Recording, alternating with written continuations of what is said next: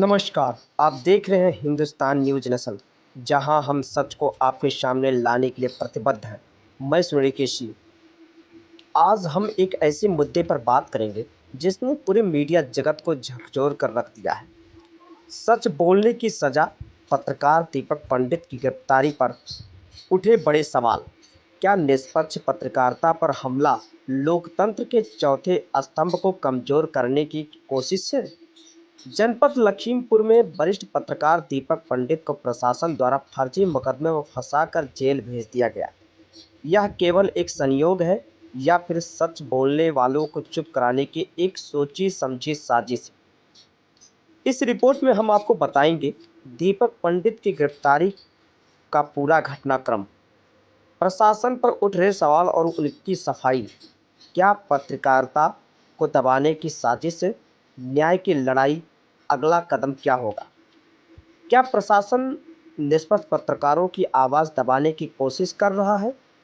लखीमपुर खीरी प्रशासन पर पहले भी पक्षपातपूर्ण रवैये के आरोप लगे हैं, लेकिन इस बार मामला और गंभीर है। पत्रकार दीपक पंडित, जो भ्रष्टाचार के खिलाफ आवाज़ उठाने के लिए जाने जाते हैं, उन्हें भारी पुलिस बल की मौजूदगी में गिरफ्तार कर जेल भेज दिया गया है। सवाल उठता है, जब अपराधियों को पकड़ने में पुलिस असफल रहती है तो एक पत्रकार पर इतनी तेजी से कार्रवाई क्यों करती है? पत्रकारों ने पुलिस अधीक्षक संकल्प शर्मा से जवाब मांगा, लेकिन उन्होंने चुप्पी साध ली। आखिर प्रशासन पर किसका दबाव है? क्या यह लोकतंत्र और स्वतंत्र प्रेस पर सीधा हमला तो नहीं? लोकतंत्र पर हमला या कानूनी कार्रवाई?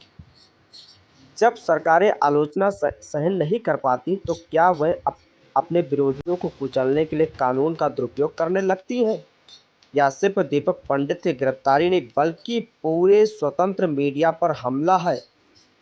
नई दिल्ली की वन कॉल मीडिया हेल्पलाइन ने इस घटना को पत्रकारिता पर सीधा हमला बताया है। क्या न्याय मिलेगा? एडवोकेट सूरज सिंह ने बताया कि पुलिस की जल्दबाजी और पक्षपातपूर्ण रवैयों को कोर्ट में चुनौती दी गई है। अगली सुनवाई कल होगी और पुलिस को कोर्ट में पेश होने का आदेश मिला है। आपकी आवाज़ दीपक पंडित को न्याय दिला सकती है। अगर आप प्रेस की स्वतंत्रता और सच्चाई में विश्वास रखते हैं तो इस खबर को ज़्यादा से ज़्यादा शेयर करें और अपनी राय हमें कमेंट सेक्शन में बताएं। क्या आपको लगता है या पत्रकारिता को डराने की कोशिश? क्या दीपक पंडित को न्याय मिलना चाहिए? अगर आप निष्पक्ष पत्रकारिता के समर्थन में हैं तो Hindustan news nation digital media को सब्सक्राइब करें और वीडियो को लाइक करें। हमारी कोशिश है आपकी आवाज़ हर उस जगह पर पहुंचे जहां इसे सुना जाना जरूरी है। जुड़े रहे हिंदुस्तान न्यूज़ नेशन के साथ, सच के साथ। धन्यवाद। वो बहुत हाई स्पीड में दौड़े, रीरा थाने पहुंचे। रीरा थाने से जब बात को पता लगा यहाँ आ चुके तो यहाँ पहुंचे, लेकिन पुलिस ने तब तक जेल भेज दिया। आज मैं पहली बार लखीमपुर जिले के पत्रकारों में इतना हमने एक्टिविटी देखी है कि मैसेज से 100 नंबर की तरीके से रीरा थाने पहुंच करके और कप्तान साहब के ऑफिस में पहुंचने का काम उन्होंने किया है। इसलिए लखीमपुर के पत्रकारों को हम धन्यवाद देना चाहते हैं। दूसरी बात दीपक पंडित की है। दीपक पंडित की जो घटना सवेरे पता लगी, सब लोगों ने एक्शन लिया। अभी हम भी लखनऊ थे, आगे हम भी स्पीड में, लेकिन तब तक पुलिस ने उनको जेल भेज दिया। जेल भेजने से पहले तमाम अधिकारियों से बात करने की कोशिश हम लोगों ने की थी, बात नहीं हो पाई। सब लोग यहाँ इकट्ठा हुए, कप्तान साहब डिस्ट्रिक्ट के कप्तान साहब हैं, उनसे अभी वार्तालाप हुई है। उन्होंने निश्चित ही दीपक पंडित के परिवार को न्याय दिलाने की बात कही है, और क्योंकि उनको भी गुमराह कर देने का काम किया गया था नीचे मातहत अधिकारियों द्वारा, अब वो निश्चित तौर पर अच्छी जांच करेंगे और हमें पूरी उम्मीद है कि कप्तान साहब हमारे पत्रकार के परिवार को न्याय दिलाएंगे। साथ में जो भ्रष्टाचारी है जिसने एप्लीकेशन दिया था, उसके खिलाफ भी कार्रवाई करने का आश्वासन कप्तान साहब ने दिया है, और निश्चित ही अच्छे कप्तान साहब है। निश्चित ही आप मान लीजिए कि ये हमें पूरी उम्मीद है कि ये काम होगा। दूसरी बात, हम पूरे एफटीआई के सभी साथियों को बधाई देना चाहते हैं, और एफटीआई को छोड़ो पूरे पत्रकार समाज को बधाई देना चाहते हैं जो इस तरीके से एक पत्रकार के मामले में एक्टिविटी दिखाई। आज हम भले ही हम दीपक पंडित को जेल जाने से बचा नहीं पाए, लेकिन आपने एक बहुत बड़ा जिले में मैसेज छोड़ दिया कि अगर छुओगे तो फिर करारा जवाब मिलेगा। आज अधिकारियों ने भी सोचा, कर्मचारियों ने भी सोचा कि पत्रकार एकजुट है, अगर पत्रकारों का गलत होगा, जाति होगी, तो हम लोग लड़ाई भी लड़ सकते हैं।